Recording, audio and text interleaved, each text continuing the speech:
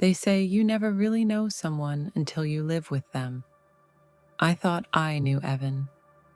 I thought I knew everything that mattered when I married him. We had dated for nearly 2 years, spent weekends at each other's apartments, shared family holidays. He was kind, thoughtful, and had a laugh that made everything feel okay. So when he proposed, I said yes without hesitation. But the thing about marriage is, it reveals the little things, the late night habits, the quiet moments, the routines no one else sees. And it wasn't long after the honeymoon that I noticed something strange. Evan never slept. At first, I didn't think much of it. He'd stay up later than me, watching documentaries or reading on the couch.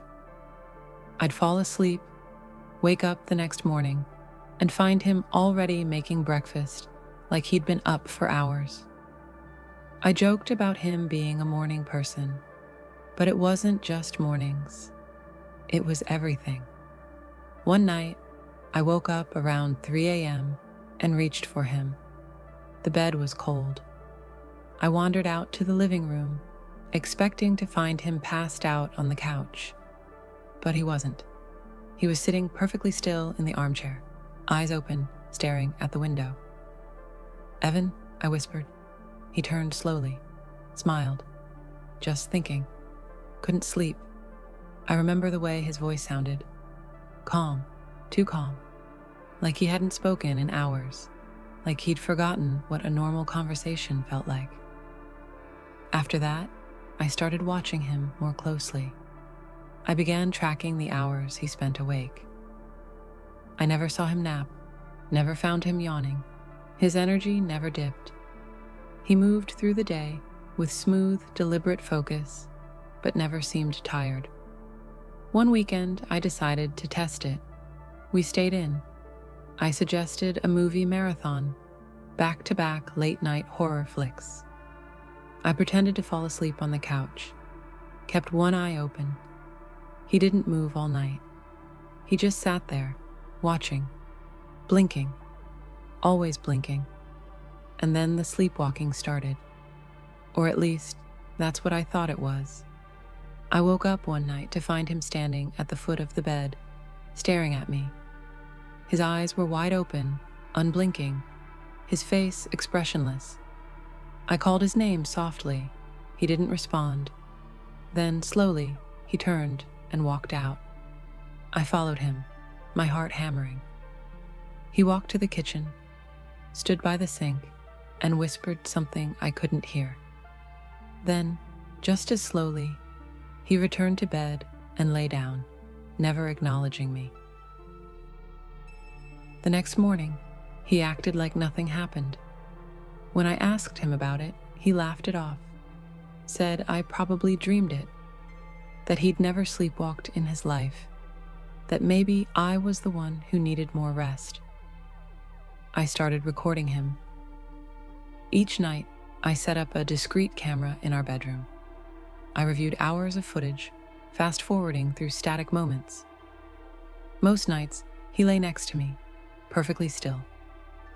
But a few nights, he would sit up and stare at me, sometimes for minutes, sometimes for hours, and he never blinked.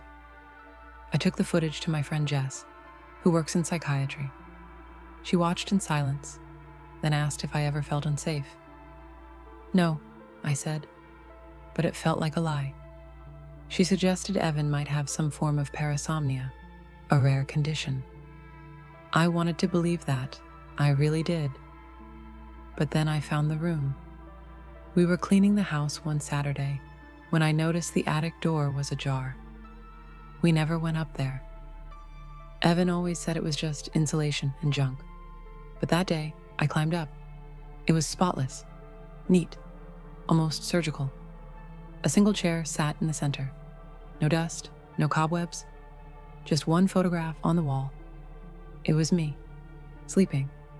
I confronted him that night, demanded an explanation. Evan didn't deny it. He just sat down, folded his hands, and said, "There are things about me you can't understand." "Try me," I said.